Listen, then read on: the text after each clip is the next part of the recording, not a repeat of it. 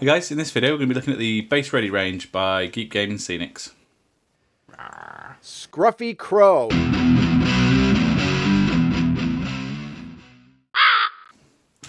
So I picked this stuff up to go on my Oathmark Dwarf army, because the aim with that army was partly just to have speed and get it done nice and quickly, so I thought this would be helpful for that. First thing as it is I poured I got two of these bags, poured one into this takeaway container. I don't think it's actually ever had takeaway in it. I think some post came in it. And then I was able to sort of peel the label off the bag and label up my little tub. Not that I wouldn't necessarily know what was in there anyway.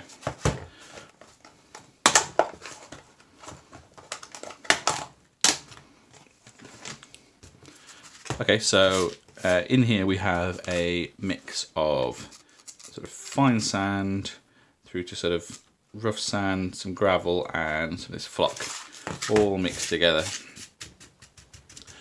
So I've already experimented with this stuff and I've had a few successes and failures and thoughts. So this is the first unit that I tried.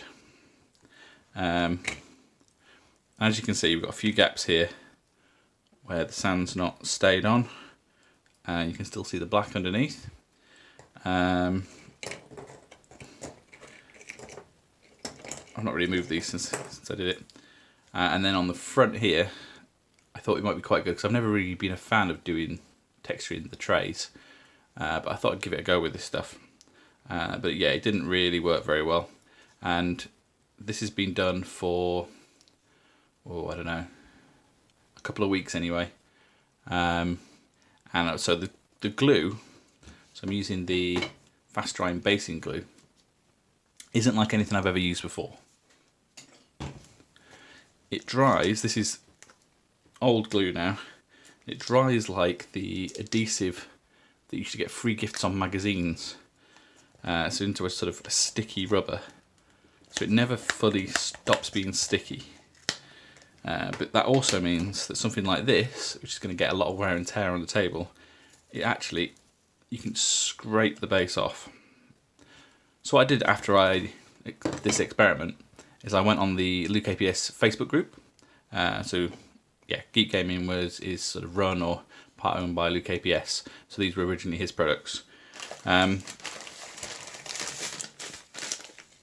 I went on the Facebook group and said, look, I gave this a go. I'm not sure I did it right. What's going on? And Luke himself suggested that I actually wasn't using enough, that you meant to sort of layer it up, have a nice deep layer of this sort of rubbery stuff, for this really to get into, like, and sink into and adhere. Which kind of makes sense if I'm honest. So I have had a few more attempts since this. So I've done a couple more individual bases like my wizard here, and I think that's come out really nicely. I really think that's worked. Also a much larger base with the giant here, and I probably could still peel this off, but because it is sunk into the rubber, it's actually a lot better coverage, and it gives you that extra texture, and I think it looks really good actually. So I'm actually quite impressed with it when I started using it properly. So the trick was to try and get 1 or 2 mil of the basing glue down before you let the sand dry in. So I think I'm more or less going to leave the individual troops. Okay, so the little spaces on the troops, because they're still shiny, I wondered if they were still sticky. And actually I was able just to put a bit of the finer sand in and sort of patch that in. So I think I should be able to just sort of fix any little holes by just dipping them in and getting a bit of the finer sand in. So that should be fine. This, I'm going to try and soak it off. So I don't know if this stuff's water soluble, but I'm going to try and make some attempt at getting it off. I'm probably just going to leave my trays blank from now on. Okay, so it turns out I was able to remove all the rest of the sand with a bit of water. I'm not sure why some of this is painted and some of this isn't. I don't know if it's removed some of the paint. But the bit where I smeared it, that's left a bit of a residue. So I'm going to have a see if we can get the rest of this off. But water seems to work just to remove the sand, which is what I've used on one of my models when I got a bit of glue on the on the model itself. So that's good to know. Okay, so I've filled in a few of the gaps there, smartened these up. They're still not perfect, but I think with the black trim on the... So I've smartened these guys up a little bit, filled in some of the holes on their basing. They're not perfect, but I think they look a lot better than they did. And I think on the battlefield they're going to look pretty good with the black rim on the tray. So that is the look we're going to go for, but we'll see if we can do it a little bit better. I've got a couple of units that need basing now. So this is another unit of line breakers, identical to the one we were just looking at.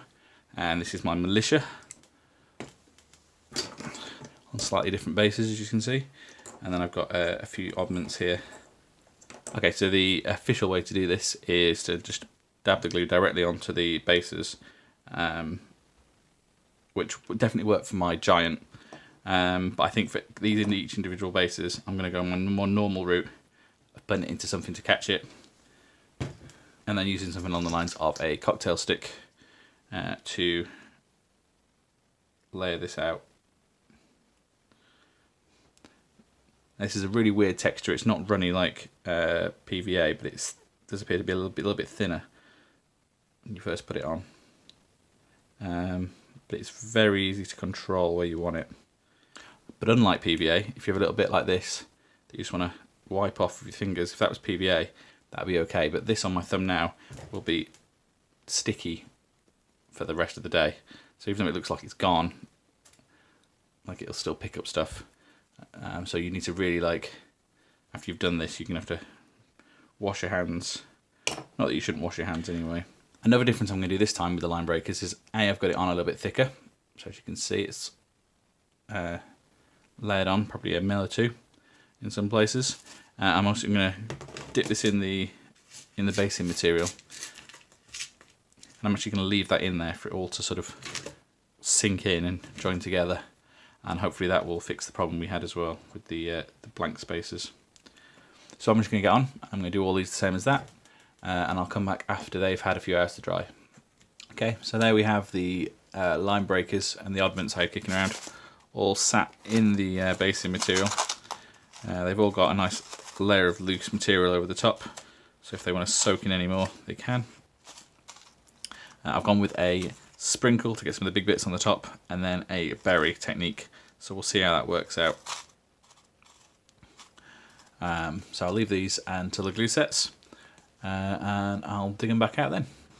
Okay, so the glue I used at the same time as these is now sticky hard rubber.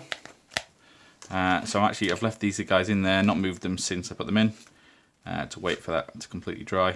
And this is what we've ended up with. So these rocks have stuck in a lot more securely, and we've got some of the green and the rocks. Actually, that's come out really well. And if we compare this to one of the ones I did before, so with this one I put about as much of the fast drying glue on as I would PVA normally, and that's ended up quite flat, textureless. It's not had enough grip to pick up the big rocks or the flock. So I think, yeah, that's definitely worked. So I'm going to clean the rest of these and see what they look like all ranked up together.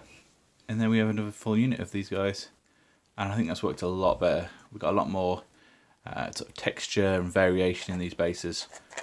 Okay, so let's do the militia next, see how they look. Okay, so I think I've figured out a bit of a technique for getting these done quickly. We are starting straight out of the bottle onto the base, and we're just going to do all the big obvious areas. Nice big squirt of this. I'm going to take my cocktail stick, and I'm just going to push this close to its feet and out to the corners, into the feet, out to the corner. And there we go. And that's a lot quicker than trying to do them by scooping the glue across off the base, actually. But I don't think it'll work to my other bases because these ones have a little bit more room on them. Okay, so my stage 2 is going to be just pop them in here. And we're going to give him a sprinkle of all the bigger stones and flock and everything that gets built up on the top. And then shuffle them in, get them nice and under the gravel. Okay, and here's my militia unit out of the sand. And I think that's looking pretty cool. I think we've taken what we've learned, and we've got some nice variation in the bases.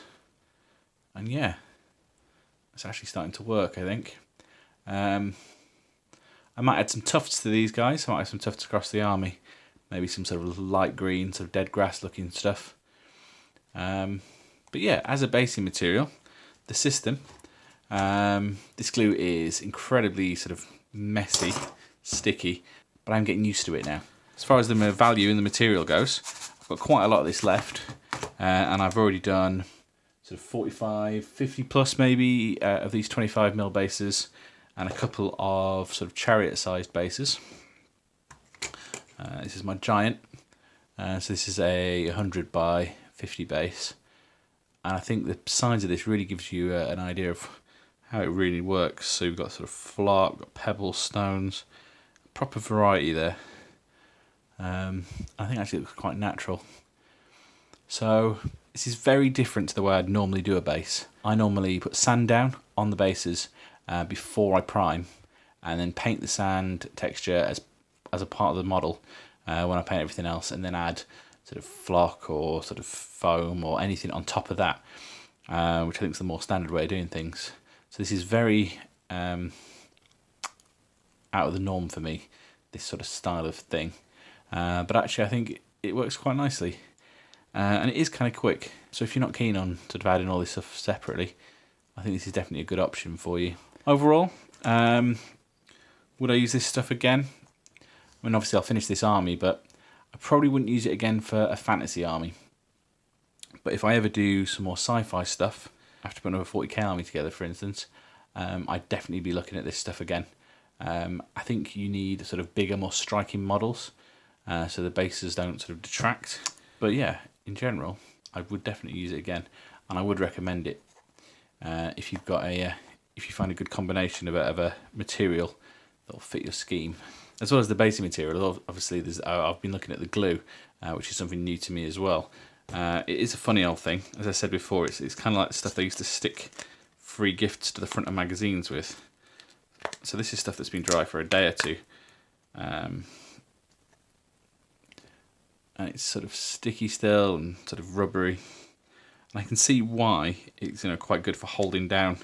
So even with like the fairly sort of big pebbles here, that's not going anywhere. Whereas with PVA, sometimes that can kind of loosen over time. So it is interesting stuff, and I wonder if there's any other sort of useful things you can use it for. I've already used it to stick a bit of this foam to some trees before sealing it with PVA. So yeah, I think this is definitely worth picking up just to have a bit of an experiment with. And yeah, I'd say give this stuff a go. And that's all for this video. Please let me know what you thought down in the comments. Maybe subscribe for more. And as ever, thanks for watching. Bye.